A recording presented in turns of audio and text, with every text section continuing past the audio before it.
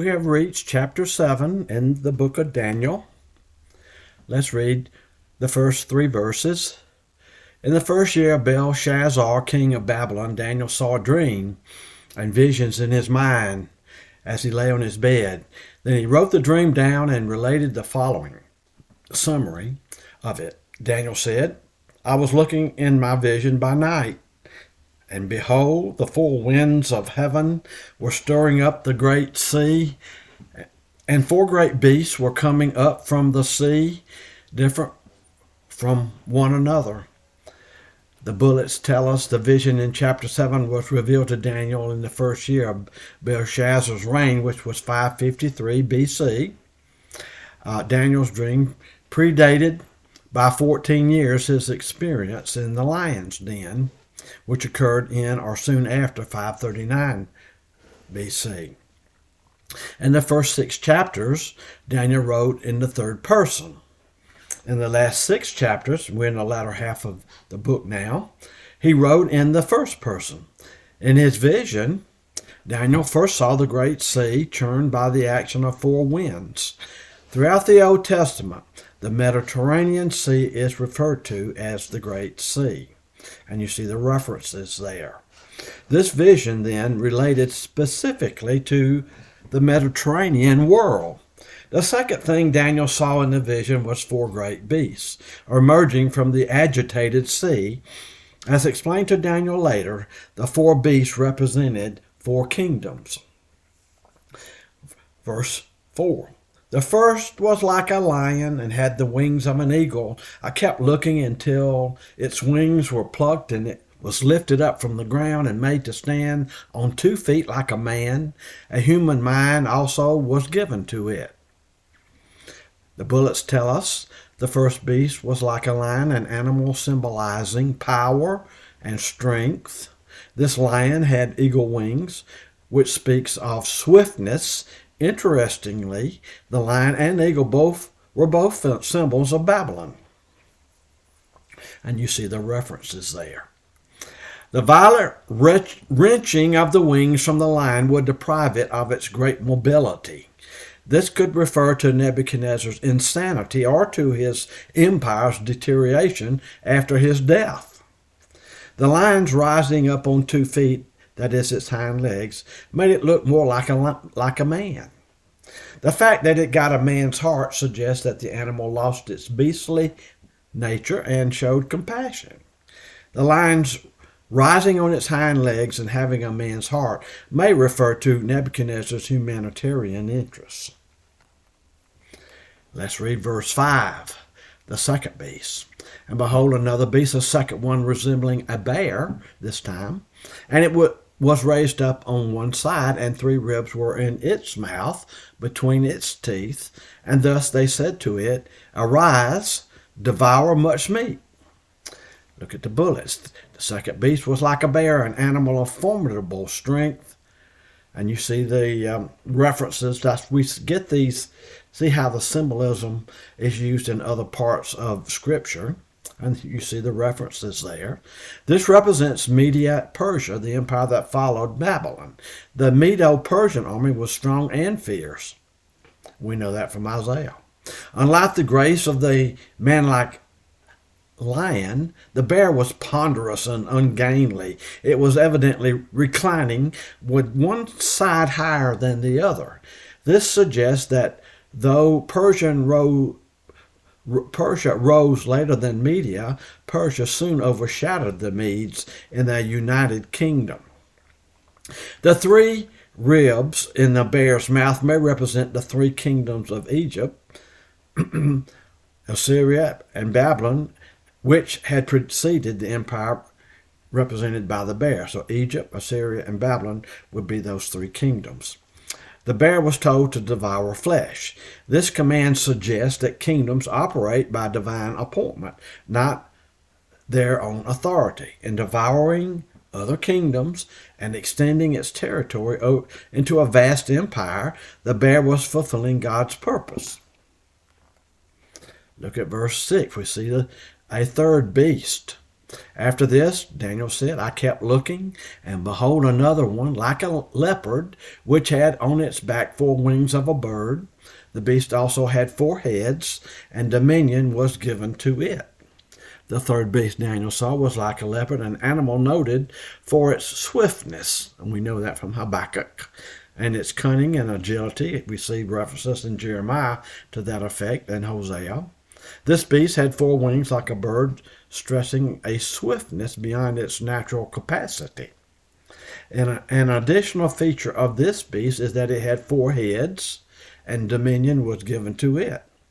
The kingdom that conquered the Medes and the Persians was Greece, which did so with great speed, conquering the entire empire between 334 to 330 BC. A few years after Alexander the Great died, his kingdom was divided into 4 parts among 4 of his generals.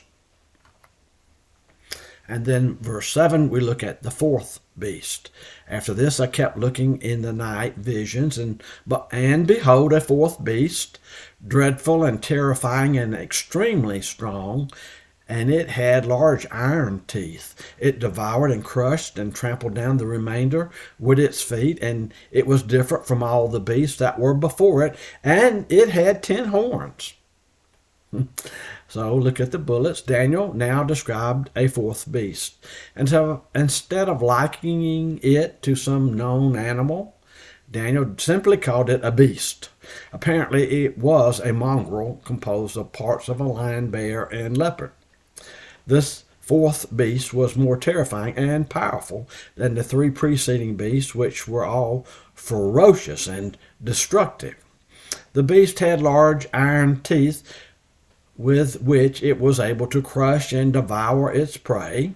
The empire represented by the mongrel beast had crushed and assimilated into itself the 3 previous empires described by the lion, bear, and the leopard. It trampled underfoot whatever was left. A significant feature of this 4th beast was that it had 10 horns. According to Daniel 7:24, they represented 10 kings. We haven't gotten to verse 24 yet, but we will in this lecture. Let's look at more about the 4th beast, the little horn. Look at verse 8. While I was contemplating the horns, behold, another horn, a little one, came up among them, and 3 of the first horns were pulled up by the roots before it. And behold, this horn possessed eyes like the eyes of a man, and a mouth uttering great boasts. As Daniel focused his attention on the horns, he saw another horn begin to emerge among the 10. This little horn had an insignificant beginning, but in its growth, it was able to uproot 3 of the existing horns. This little horn was noted for its intelligence. It had eyes like the eyes of a man, and its blasphemous claims. It had a mouth uttering great boasts. The identity of this 4th beast and its little horn is revealed in verses 19 through 26, which we'll get later on in this lecture, in this chapter. And then we see in verses 9 through 12 a description of the Ancient of Days. Let's read. I kept looking until thrones were set up, and the Ancient of Days took his seat. His vesture was like white snow, and the hair of his head like pure wool. His throne was ablaze with flames. Its wheels were a burning fire. A river of fire was flowing and coming out from before him. Thousands and upon thousands were attending him, and myriads upon myriads were standing before him. The court sat, and the books were opened. Then I kept looking because of the sound of the boastful words which the horn was speaking. I kept looking until the beast was slain, and its body was destroyed and given to the burning fire. As for the rest of the beasts, their dominion was taken away, but an extension of life was granted to them for an appointed period of time. Look at the bullets. In this portion of the vision, Daniel saw thrones of judgment set up. One throne was occupied by the Ancient of Days. This is the sovereign God, and to the reference, we know that from Isaiah 43 and 57. who exercised control over men and nations. When Daniel saw God the judge take his seat, the court was convened and the books were opened. The second bullet we see, as Daniel was watching, the fourth beast was slain and was consigned to blazing fire. This future event will terminate the times of the Gentiles. We see that reference in the New Testament. Gives us more information. God's revelation is progressive, so Luke was able to, it was revealed to him, and he put that into chapter 21 of his gospel. The fourth beast will be relieved of its power, not by being conquered militarily like beasts, but by divine judgment, God's judgment. And then we see the Son of Man described in verses 13 and 14. I kept looking in the night, says Daniel, visions, and behold, with the clouds of heaven, one like a Son of Man was coming, and he came up to the Ancient of Days, and was presented before him.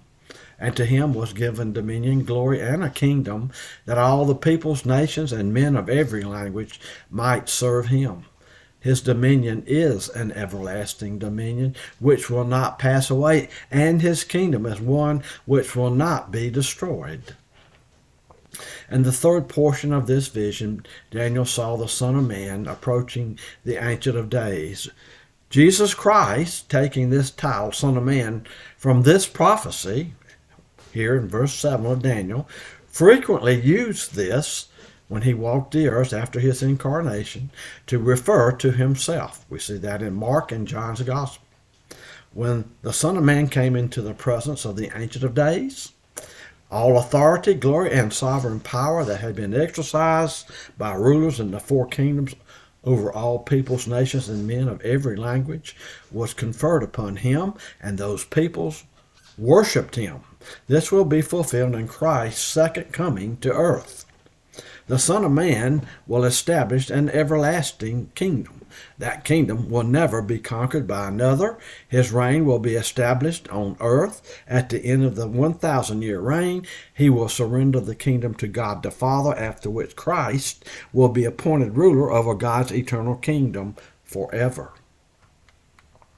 And so now Daniel is in these dreams, was given the interpretation in verses of the significance and meaning, verses 15 through 18. As for me, Daniel, he writes, my spirit was distressed within me, and the visions in my mind kept alarming me. I approached one of those who were standing by and began asking him the exact meaning of all this. So he told me and made known to me the interpretation of these things. These great beasts, which are four in number, are four kings who will arise from the earth. But the saints of the highest one will receive the kingdom and possess the kingdom forever, for all ages to come. So let's look at the bullets for help us to understand this. The first bullet, like Nebuchadnezzar, Daniel was distressed by his dream. Though he had demonstrated the ability to interpret dreams on previous occasions, he could not interpret this one or his next one, which is we see. So he called one standing by to interpret the vision to him. It was explained that the four great beasts represented four kingdoms. As stated earlier, the four kingdoms are Babylon, which was represented by the lion, the Medes and the Persians by the bear, Greece by the leopard, and Rome by this mongrel beast. After the destruction of the fourth beast of the second coming of Christ, the saints of the highest one will receive the kingdom and possess the kingdom forever. Saints, by the way, means set apart ones. That's where the word sanctification, same root. During the time of the Gentiles, four empires would arise. Daniel was given a history of the Gentiles from Nebuchadnezzar's day until the second coming of Christ. And the same was given to Nebuchadnezzar in chapter 2 with this image that he dreamed about of gold and silver and bronze and iron with the feet mired in clay. The same representation of what would come in the future from Nebuchadnezzar's time going forward to Christ's second coming. It's called the times of the Gentiles. Jerusalem had been conquered by the Gentiles when Nebuchadnezzar did that and took the covenant people back to Babylon, and that's when it began. And it ends when Jesus comes back and establishes his kingdom on earth in Israel, and Jerusalem will be the seat of his throne. Look at Daniel chapter 7, verse 19 through 21. And it's pretty long, so let's read it. Then I desired to know the exact meaning of the fourth beast, which was different from all the others, exceedingly dreadful, with its teeth of iron, claws of bronze, which devoured, crushed, and trampled down the remainder with its feet, and the meaning of the 10 horns that were on its head, and the other horn which came up, before which 3 of them fell, namely that horn which had eyes and a mouth, uttering great boast, and which was larger in appearance than its associates. I kept looking, and that horn was waging war with the saints. That means those who have faith in God and his word, and overpowering them until the Ancient of Days came, and judgment was passed in favor of the saints of the highest one, and the time arrived when the saints took possession of the kingdom. Thus he said, the fourth beast will be a fourth kingdom on the earth, which will be different from the other kingdoms, and will devour the whole earth, and tread it down, and crush it. As for the 10 horns, out of this kingdom 10 horns will arise, and another will arise after them, and will be different from the previous ones, and will subdue 3 kings.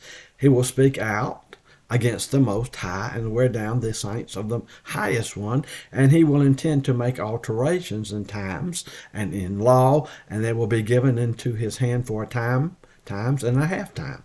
But the court will sit for judgment, and his dominion will be taken away, annihilated, and destroyed forever. Then the sovereignty, the dominion, and the greatness of all the kingdoms under the whole heaven will be given to the people of the saints of the highest one. His kingdom will be an everlasting kingdom, and all the dominions will serve and obey him. At this point, the revelation ended. As for me, Daniel, my thoughts were greatly alarming me, and my face grew pale, but I kept the matter to myself, he says. So here we see additional details of this fourth kingdom. Daniel gives most of his attention to an interpretation of the fourth kingdom. We see in verses 19 through 28. And so let's look at some of the details in those verses. In verse 23 of chapter 7, we see the Roman Empire. That's this mongrel beast. Daniel, verse 24 is the revived state of the empire in its 10-nation confederacy, with the little horn that representing the Antichrist springing up. So we see a revived state of this Roman Empire, this big mongrel beast representing the Roman Empire, that there will be a revived state of that. And the 10 horns represent a 10-nation confederacy, with the Antichrist springing up. Verse 25 shows the little horn defiance of God. That's the Antichrist. Verse 26 reveals the judgment upon the little horn, the Antichrist.